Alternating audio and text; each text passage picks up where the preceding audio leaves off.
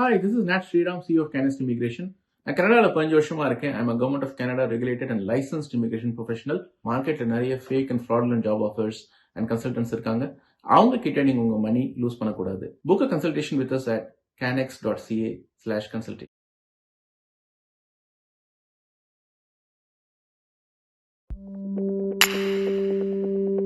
Chai with Chitra.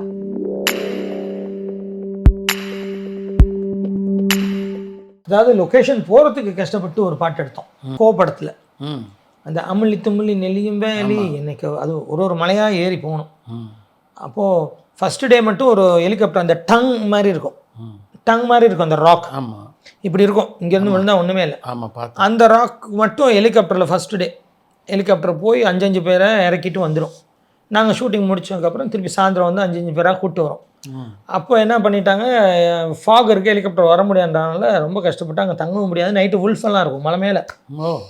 அப்போது 6 மணிக்குள்ளே நம்ம கிளம்பிடணும், இருட்டுறதுக்குள்ளே கீழே வந்துடணும், இல்லைன்னா வழி தெரியாது. அப்போ அந்த மாதிரிலாம் கஷ்டப்பட்டு வந்தோம் அந்த லொக்கேஷனுக்கு. ஹெலிகாப்டர்னால போயிட்டோம். அப்போ வரும்போது நடந்து வந்துட்டோம். நடந்து வர சொல்லிட்டாங்க ஹெலிகாப்டர் வராதுன்னு. அப்போ நடந்து போகலாம், இங்கே 2 பேர் மட்டும் தங்கலாம். ஒரு சின்ன அந்த ட்ரக்கிங் போகிறவங்க தங்குறதுக்காக ஒரு சின்ன ஒரு வீடு இருக்குது, அது 2 பேர் தான் தங்க முடியும், 3 பேர் தங்கலாம். இப்போ டைரக்டர் ஹீரோ ஹீரோயின் தங்கிக்கிறோம், மற்றவங்களாம் நடந்து போகணும். நாங்கள் இறங்கி நடந்து வரோம், பாதி தூரம் நடந்து கீழே வரோம். ஃபாகு கிளியராகி ஹெலிகாப்டர் வருது, கடன்னு வருது. இப்போ மற்றவங்க எல்லாத்தையும் பிக்கப் பண்ணிட்டு போது நாங்கள் பாதி தூரத்தில் வேடிக்கை பார்த்துட்டு இருக்கோம். அப்போ எங்களை கூப்பிட்டு போன அந்த ட்ரக்கிங்காரன் நாங்கள் ஷர்ட்டெல்லாம் கழட்டி காட்டுறோம், நாங்களாம் இங்கே இருக்கோம், எங்களை வந்து கூப்பிட்டு போயான்னு, ஏன்னா ரொம்ப தூரம் காட்டுறோம். அப்போ அந்த ட்ரக்கிங் எங்களை கூப்பிட்டு போனவங்க சொல்லிட்டாங்க, இல்லை அது பார்த்துருப்பாங்க, நம்மளை வாட்ச் பண்ணியிருப்பாங்க, கொஞ்சம் வெயிட் பண்ணுவோன்னு அதே இடத்துல வெயிட் பண்ணுறோம். அவன் போயிட்டு எல்லாரையும் முடிச்சு லாஸ்ட்டாக இங்கே வரான், எங்ககிட்ட வரான். சூப்பர். அதுவும் அந்த இடத்துல கல் ராக்கு சமனா இல்லை, அதை இறக்க முடியாது. இப்போ ஹெலிகாப்டரோட இது இப்படி இறங்கணும் இல்லை, கரெக்ட், சமனா இல்லை. அப்போ இந்த ராக் அப்படி இப்படி இருக்கனால அவன் வந்து இப்படி ஒத்த இதில் நிற்கிறான், ஒத்த இதில் கடன்னு எங்களை ஏறுன்றான். அப்போ நாங்கள் ஏறுறோம், ஒரு சைடு இப்படி இருக்குது, இதை இறக்கி எங்களை ஏற்ற சொல்லிட்டு இப்படி இருக்கு. அப்புறம் அப்படியே எடுத்தோம், ரொம்ப கஷ்டப்பட்டோம். அதே மாதிரி அதே பாட்டு இன்னொரு லொக்கேஷன், இந்த பால் மாதிரி ஒரு லொக்கேஷன் இருக்கும் அந்த அமலி பாட்டில். அந்த லொக்கேஷன் வந்து ட்ரக்கிங் ஏரியா, அதுக்கு வந்து ஹெலிகாப்டர்லாம் வராதுன்ட்டாங்க, நடந்து தான் போகணுன்ட்டாங்க. காலைல 8 மணிக்கு பண்ணுங்கள்லாம் பேக் பண்ணிட்டு நடக்க ஆரம்பித்தோம். நான் கேவி ஆனந்த் சார்லாம் நடந்து போகிறோம் போய்கிட்டே இருக்கு. ஒரு 3 கடல் தாண்டுற மாதிரி 3 மலையை தாண்டிட்டோம். ஜீவா ஒரு பக்கம், அந்த ஹீரோயின் அவங்க ராதா டாக்டர் அவங்க எல்லாம் நடந்து மேலே போயிட்டோம். போகிறதுக்கு கிட்டத்தட்ட 3:30 மணி 4 ஆயிடுச்சு. ஃபுல் ஃபாகாக இருக்குது. பட் என்ன பண்ணுறது, ஃபாகாக இருக்க எடுத்துருவோன்ட்டு அந்த பால் மேலே நின்று நானும் அசிஸ்டண்ட்டும் ஆடி காட்டுறோம். அப்போ இதுதான் அந்த பால்னால் இந்த ராக் இங்கே இருக்கும், ஒரு சின்னதாக இவ்வளோ தான் டிஸ்டன்ஸ். அப்போ தாண்டி போயிட்டோம் அந்த பாலுக்கு. நாங்கள் அப்படி தாண்டிட்டோம், இந்த ராக்லேருந்து தாண்டி நானும் அசிஸ்டண்ட்டு ஆடி காட்டுறோம். கேமரா அங்கே வச்சுட்டாரு. இப்போது ஆடி முடிச்சுட்டு நாங்கள் சும்மா நின்று பேசிகிட்டு இருக்கோம். இந்த ஃபாகை க்ளீன் ஆச்சு சார். அந்த ஃபாக் இருக்குல்ல, அது கிளியர் ஆனதுக்கப்புறம் தான் தலை சுற்று சார். நீங்கள் தாண்டினது? ஆமாம் சார். நான் பாட்டில் இது ஃபாக் இங்கே இருக்காலாம் தாண்டிட்டேன் சார். டெப்த்து தெரில. இந்த ஃபாகு கொஞ்சம் கிளியர் ஆனதுக்கப்புறம் தலை சுற்றுது பாருங்கள். கிட்டத்தட்ட 8000 அடிக்கு மேலே. அப்படியே எங்கள் அசிஸ்டண்ட் இல்லை, ஐயோ மாஸ்டர் தலை சுற்றுன்னு இப்படியே உட்காந்துட்டான். எனக்கு அப்போ தான் ஒரு மாதிரி இருக்குது. அப்போ இருந்தாலும் அதை காட்டிக்காமல் ஜம்ப் பண்ணி நான் வந்துட்டேன். அவள் வர முடியல, கை கொடுத்து இந்த டிஸ்டன்ஸ் தான் கை கொடுத்து எடுத்தாங்க. ஆனால் ஆழம் கீழே பார்த்தீங்கன்னா தலை சுற்றிச்சு. இப்போ அப்புறம் ஜீவாக்கும் அவங்களுக்கும் ஹீரோ ஜீவாக்கும் ரோப், இந்த ராக்லேருந்து அந்த ரோப் ஒன்று போட்டு தான் 2 பேரை நிற்க வச்சு எடுத்தோம். இடுப்பில் ரோப்பெல்லாம் கட்டி தான் நிற்க வச்சு எடுத்தோம். ஏன்னா அவருக்கு அந்த இந்த இது வேறு இருக்குது, என்ன சொல்லுவாங்க, வெர்டிகோ ப்ராப்ளம் வேறு இருக்குது. அப்போ இது பண்ணி தான் எடுத்தோம்.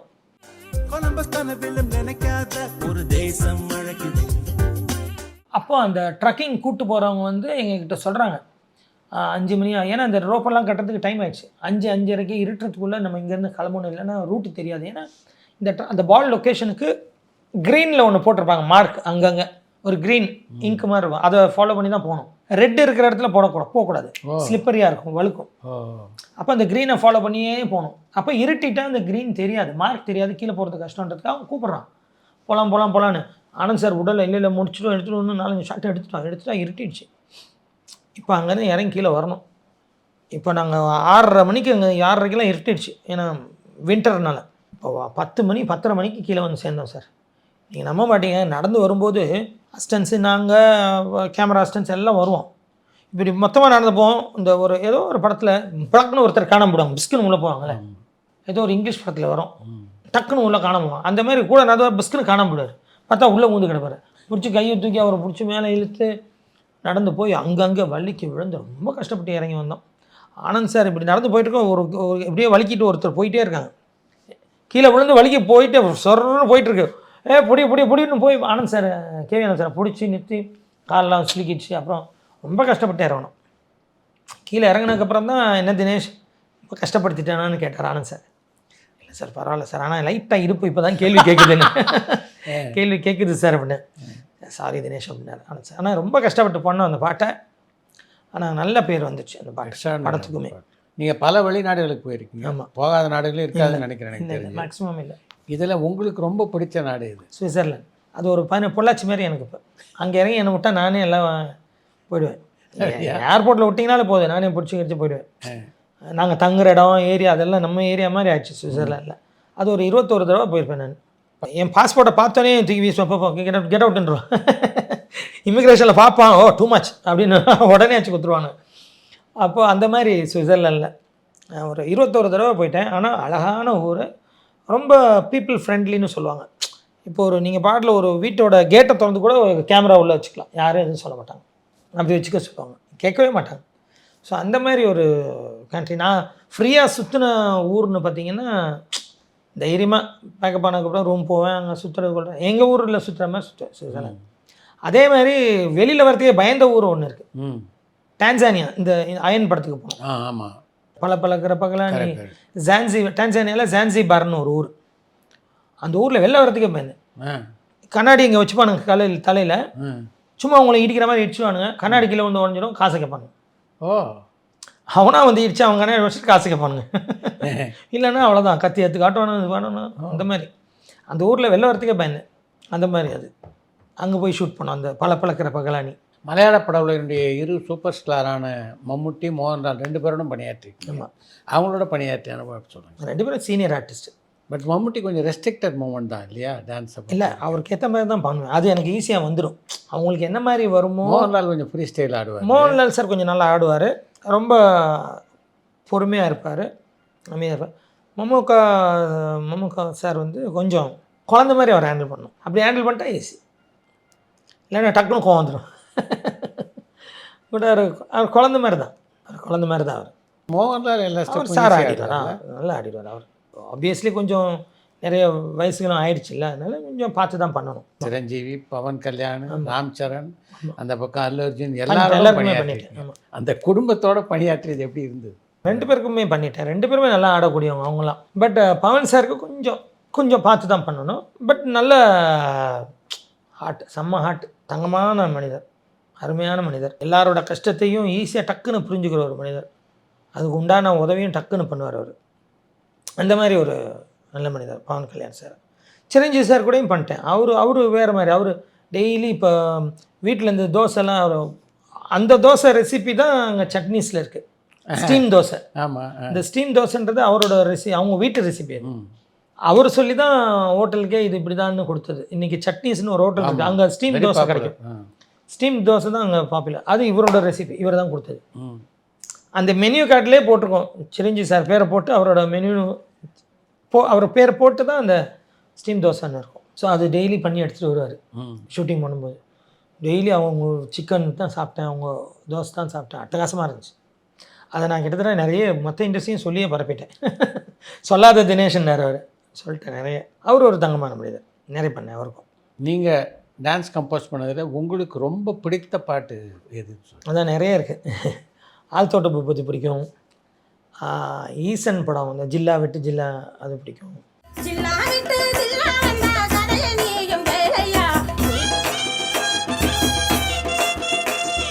மாஸ்டர் வாத்தி கம்மிங் பிடிக்கும்.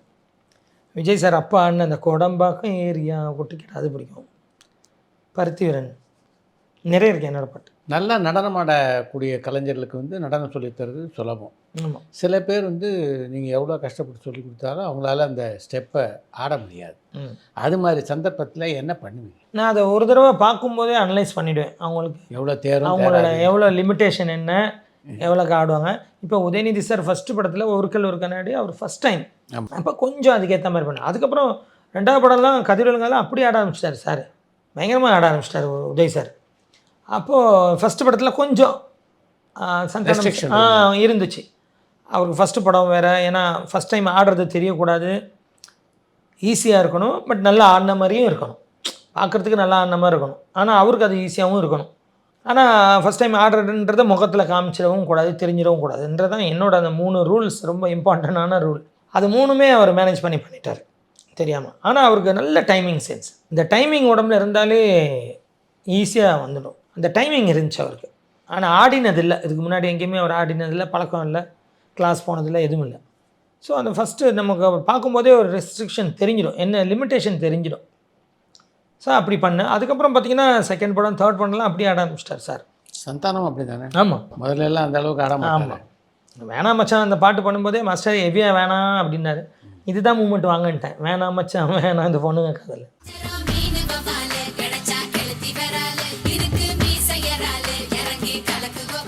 உங்களுக்கு லோகேஷ் கனகராஜுக்கும் எங்கே அப்படி ஒரு நெருக்கம் பிறந்தது? அவருடைய திரைப்படத்தெல்லாம் நடிக்கக்கூடிய அளவுக்கு பிறந்தது அது ஃபஸ்ட்டு நான் என்னை டிஸ்கஷன் கூப்பிட்டாங்க. அதுக்கு முன்னாடி எனக்கு கால் வரும். வேட்டைக்காரன் படத்தில் இந்த சாங் நீங்களா பண்ணீங்கன்னு கேட்பாங்க. இந்த கரிகால கால போல கருத்து இருக்குது. நான் சொன்னேன் நான் தான் பண்ணேன். என்ன விஷயம் தான் கூப்பிட்றேன் மாஸ்டர்னு ஃபோனை வச்சுக்கோங்க. அப்புறம் திருப்பியும் ஒரு ஃபோன் வரும். இன்னொரு படத்தில் ஒரு சின்ன தாமரை, அது நீங்களா? ஆமாம் நான் பண்ணேன். என்ன விஷயம் பேசுகிறாங்க, என்ன விஷயம் சொல்லுங்கள். யார்? இல்லை மாஸ்டர் இதை திருப்பி கூப்பிட்றேன். யாரா அது? இந்த மாதிரி ஒரு பாட்டாக கேட்குறாங்க. அப்புறம் அந்த வசீகரா பாட்டு, அப்புறம் தமிழில் மாட்டு மாட்டு நீ மாட்டேன்னு சொல்ல போகிற மாட்டவா அது. அப்புறம் என்ன கேட்குறாங்க. அப்புறம் கொஞ்சம் கொஞ்சமாக கேட்குறாங்க. அந்த காவலன் படத்தில் பட்டாம்பூச்சி அது கோடம்பாக்கம் ஏரியா, சிலதெல்லாம் உங்களுக்கு தெரியாதெல்லாம் என்ன கேட்குறாங்க. அப்புறம் திடீர்னு மாஸ்டர் அந்த போடாங்கோ அதில் தான் வடிவேல் நம்ம முதல்ல ஆட வச்சுருப்பேன். அதுதான் அந்த ஸ்டெப்பு போட்டது நம்ம. அது வடிவேலின ஸ்டெப்பு. ஐயோ அப்படி ஆடுவார்ல அது. அப்போது அந்த பாட்டு கேட்குறாங்க. ஏங்க யாருங்க, என்னங்க நீங்கள் கேட்குறீங்க, யாருன்னு சொல்ல மாட்டேறீங்க அப்படின்னு. இல்லை மாஸ்டர் நான் அசிஸ்டன்ட் டேரக்டர் தான். சரி என்ன பேர், என்ன எதுக்காக கேட்குறீங்க? இல்லை கூப்பிட. அதுக்கப்புறம் எனக்கு வராது ஃபோன், என் அசிஸ்டண்ட்டுக்கு போகும். இந்த பாட்டு மாஸ்டராக பண்ணார், இந்த பாட்டு மாஸ்டராக பண்ணாருன்னு எல்லாம் கேட்பாங்க. அப்போது ஒரு வாட்டி டிஸ்கஷன் என்னை கூப்பிட்றாங்க மாஸ்டர் படத்துக்கு, வாத்தி கம்மிங்க டிஸ்கஷன் பாரு. முடிச்சுட்டு வரும்போது தான் லோகேஷ் சார் சொல்கிறாரு, மாஸ்டர் நீங்கள் தான் அதிகமாக பண்ணியிருக்கீங்கன்னு நினைக்கிறேன் அப்படின்னாரு. இல்லை மாஸ்டர்லாம் இருப்பாங்க. இல்லை உங்களுதும் ஒரு லிஸ்ட் இருக்குது, உங்கள் லிஸ்ட்டை தான் நாங்கள் எடுத்தோம் என்னென்ன பண்ணியிருக்கீங்கன்னு. நான் சொன்னேன் எங்கள் மாஸ்டர்லாம் இருக்கார், அவரும் நிறைய பண்ணியிருக்காங்க அப்படிலாம் சொன்னேன் நான். இல்லை நீங்களும் பண்ணியிருக்கீங்க, நாங்கள் ஒரு லிஸ்ட்டே எடுத்தோம். அப்போ அந்த ஃபோன் வந்ததெல்லாம் நீங்கள் தானா? எங்கள் பசங்க தான் அப்படின்னு. லோகேஷ் வந்து நல்ல ஃப்ரீடம் கொடுத்துருவார், ஒரு டிஸ்டர்பன்ஸும் இருக்காது, ஃபுல் ஃப்ரீடம் கொடுத்துருவார். நான் எப்போவும் ஒன்று வச்சுருப்பேன்ல, இது நல்லா இருக்கா, ஒரு சிக்னேச்சர் வரும்போது ஒன்று கேட்பேன், இது நல்லா இருக்கா, இது நல்லா இருக்கா, ஒரு 4-5 ஆப்ஷனை போட்டு கேட்பேன். நான் ஒரு 15-20 பிடிச்சிட்டு எல்லாத்தையும் வடிகட்டி ஒரு 4-5 பெஸ்ட்டாக வச்சுட்டு கேட்பேன். அதே மாதிரி அவரும் கேட்டேன். அவரும் இது சொன்னார், இந்த படத்தில் சொன்னார், அதில் இது நல்லா இருக்குன்னாரு, நல்லா இருக்குன்னாரு. அப்போ என்னோட இது அதுதான். அப்போது நல்ல ஃப்ரீடம் கொடுப்பாரு, நல்ல ரொம்ப சாஃப்ட்டு, திட்ட மாட்டார், யாரையும் கத்த மாட்டார், ரொம்ப சாஃப்ட்டு. லோகேஷ் ரொம்ப பிடிக்கும் எனக்கு. அவர் பாடலை கேட்டவுடனே அதுக்கான மோமெண்ட்டை வந்து நீங்கள் கம்போஸ் அப்படியே ஒரு உருவத்தை வரைஞ்ச மாதிரி மண்டையில் ஒன்று வரும் மொத்த பாடலுக்கும். செட்டுக்கு போனோடனே அதில் மாற்றம் மாறும், நிறைய மாறும். அப்படியே நிறைய இம்ப்ரூவைஸ் மாறும். நான் ஒன்று மைண்டில் இருப்பேன், அது அங்கே செட் பண்ணும்போது அது இன்னும் கொஞ்சம் வேறையாக மாறும், என்னென்னு சாய் வரும், அது நிறைய மாறும். சம்டைம்ஸ் எப்போவாவது பார்த்தீங்கன்னா ஒன்றுமே வராது, என்னடா இந்த பாட்டுக்கு ஒன்றுமே வரமாட்டேங்குது போட்டு குழப்பிக்கிட்டு இருப்பேன். என்னடா இந்த பாட்டுக்கு ஒன்றுமே வரலையே, ஏன் அப்படி திடீர்னு இப்படி இருக்கும். திடீர்னு என்றைக்காவது அது நடக்கும். ஸ்பாட்டுக்கு போனால் அது வேறையாக ஒன்று மாறும், ஸ்பாட்டுக்கு அது வேறையாக மாறும். அப்படி பண்ணது அந்த ஜில்லா விட்டு ஜில்லா பாட்டெலாம், அந்த ஈசன் படம். ஸ்பாட்டில் திடீர்னு அங்கே வேறு ஒன்று வரும், வேறு ஒன்று மாறும். அப்போ அந்த அம்மாவை இந்த பாட்டை பாஸ் பண்ணு, ஆடியோவில் அது இருக்காது. அந்த ஒரு ஜானு வயிற்றுக்கு தான் எல்லாத்தையும் விற்கிறேன், நான் எல்லாத்தையும் விற்கிறேன், இப்போ இங்கே நிற்கிறேன், தனிமனமாக நிற்கிறேன், சைலண்ட். அந்த அம்மா அழுவாங்க, கண்ணை தொடப்பாங்க, தொடச்சிட்டு அந்த சிக்னேச்சர் ஆவாங்க, டேன் டேன் டேன் டேன். அது வந்து ஆடியோவில் இல்லை, இதை நான் சொல்லி சசி சகோகிட்டையும் கதிர் கேமராமேன் சகோகிட்டையும் சொல்லி இந்த இடத்துல பாஸ் பண்ணுவோம், பாஸ் பண்ணி அந்த அம்மா அழட்டும், அழுதுட்டு ஆடட்டும், அப்போ அவங்க கொஞ்சம் எமோஷன் இருக்கும், நல்லாயிருக்கும் அப்படின்னு பண்ணுங்க சகோ பண்ணுங்கன்ட்டார். அப்போ கேமராமேன் சொன்னார், அந்த இது வரும்போது நான் மியூசிக் டைரக்டர்கிட்ட சொல்லி மியூசிக்கே நேற்று வெறும் வாய்ஸ் வரட்டும்னார். அப்போ அங்கே பார்த்தீங்கன்னா அந்த ரிதமு மியூசிக்கு எதுவும் வராது, வெறும் வார்த்தை தான் வரும். ஒரு ஜானு வயிற்றுக்கு தான் எல்லாத்தையும் விற்கிறேன், நான் எல்லாத்தையும் விற்கிறேன், இப்போ இங்கே நிற்கிறேன் தனியாக.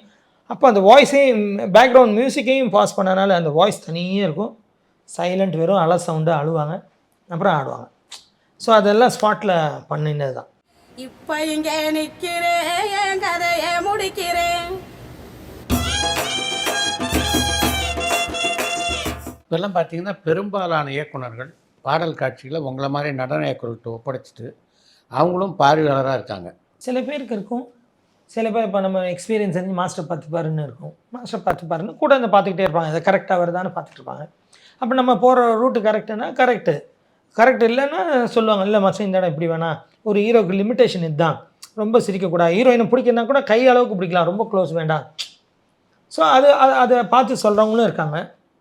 ஏன்னா லைவ் பாட்டில் அது இருக்கும், ஒரு ட்ரீம்னும் போது அது தேவைப்படாது. ஒரு லைவ் சாங்கு ஹீரோட கேரக்டரைசேஷன் இது.